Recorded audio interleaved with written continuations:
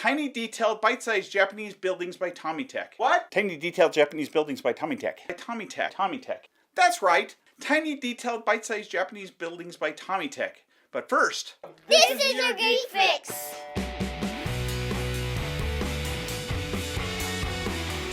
I was looking for small and detailed Japanese buildings that I could use for a diorama or for some Christmas ornaments. And I ran across these from Tomytec. Now, if you haven't already, you should really check out Tomytec's site and their merchandise because they've always specialized in these Japanese dioramas, buildings, trains, and figures. And that would make any otaku geek pretty excited. The price is great for what you get.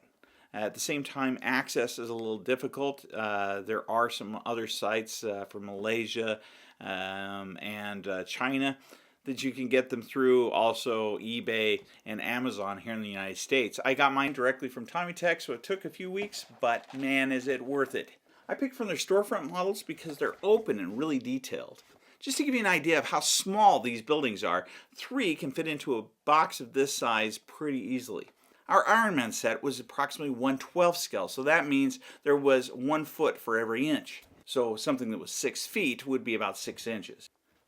This is an HO scale building, 1/87th scale. The models that we're constructing are about 1/150th scale. So basically 12 feet would fit onto one of my fingernails. At the same time, these models are pre-painted and essentially snapped together, so the question is, what's the difficulty level of assembling one of these buildings? To find this out, we'll have different ages assemble them and time it. Now, these parts are small, so I wouldn't recommend under the age of 5. If you have one of these sets, feel free to join in at home. Go ahead, step out of the lights. The parts all come organized in individual baggies, which you'd think would help. But getting the parts out could prove to be just as difficult and as long as putting the buildings together. Tear it apart.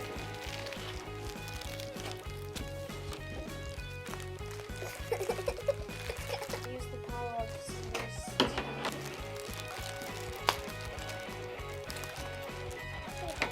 Do like the very tip of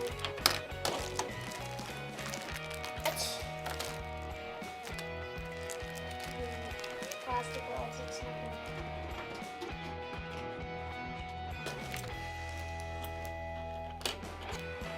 Under the scissors, get it from the front side.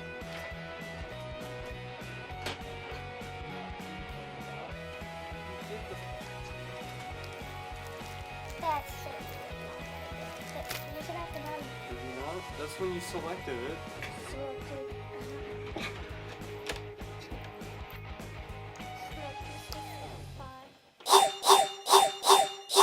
Everyone ready? Set, go!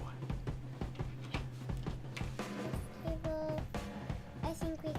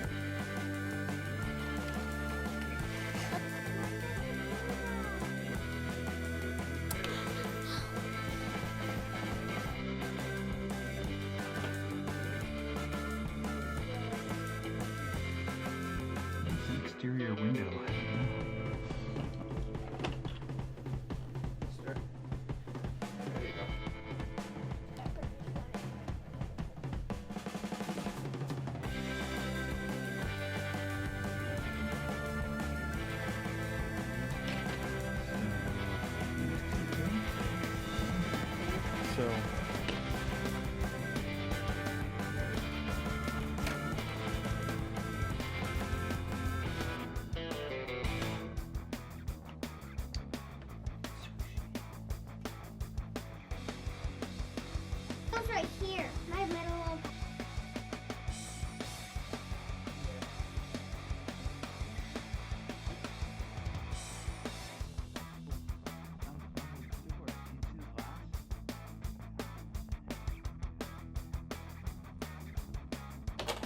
yeah.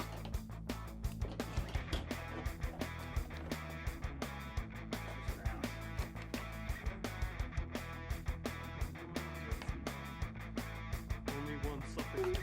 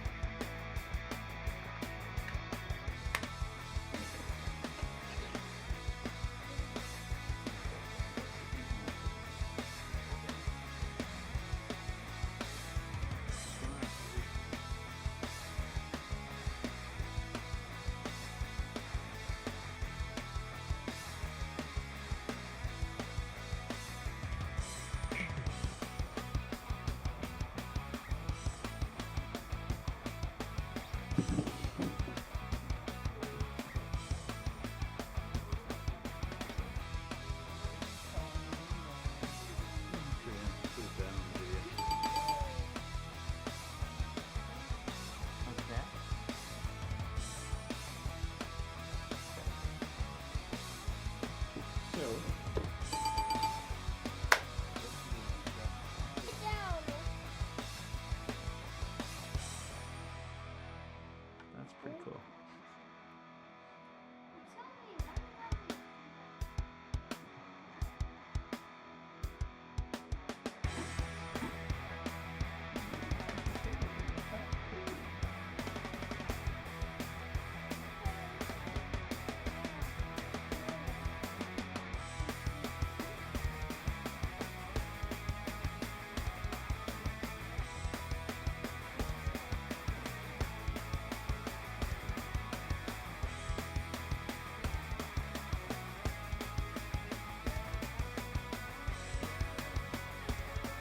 It looks like our first place winner is getting restless while the 18-year-old is still putting his walls together.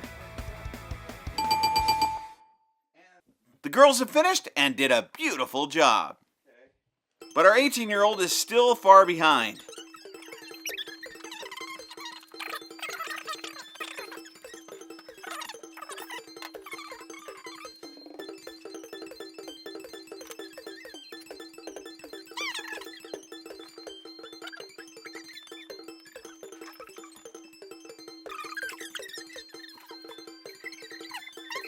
And at 23 minutes, he's done. Also, she's So there you go. We have these tiny little buildings with all these little details inside of them, and they were definitely a lot of fun to put together.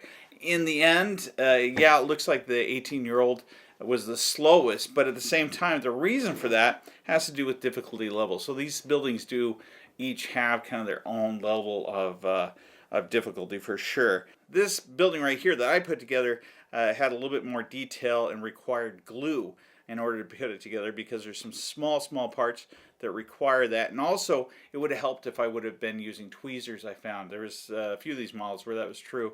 We had small parts like the people that are in them that require itty-bitty tweezers and also glue again to make them stay in there so they don't fall out. Now it looked like the 18-year-old was the slowest to complete his, but at the same time, again, these were done on difficulty level, and this one was definitely the hardest. The hardest part to this one relates to these posts right here. And so once when it was put together, it was very difficult to put it in, making it match up all the way around, and then getting those posts in. One of the posts broke, in fact, because of that. So we attribute it probably to the difficulty level and not necessarily saying that the kids were faster than he was. But nonetheless, very, very cool. I'm still trying to decide what to do with them because there's so many different things you could do with them. You could put them inside of a frame that has some depth to it. You could put them onto some kind of a pallet or something like that. Or like I was talking about earlier, one thing I was originally considering was making a bunch of Christmas tree ornaments that look like little Japanese buildings and then lighting them up from inside, which would be pretty easy to do. Oh, that is something else to mention, is that even though these could be very easily lighted, they all have access areas inside for where you can keep the light without it interrupting any of the model itself.